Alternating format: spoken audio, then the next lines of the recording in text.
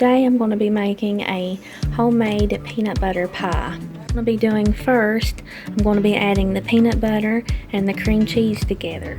And so that was 1 cup of peanut butter and 1 8-ounce package of cream cheese.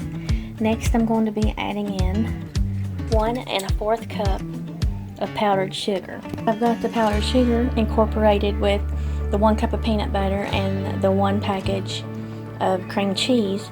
I'm going to be adding in an 8-ounce container of Cool Milk. So this is what the filling looks like. I want to say that I wanted to use the creamy Reese's peanut butter.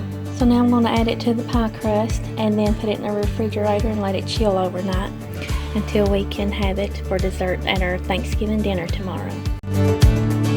Thank you for watching.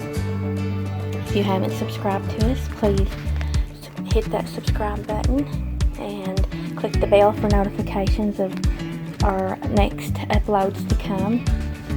Give us a thumbs up. And I promise that I will stand by you forever.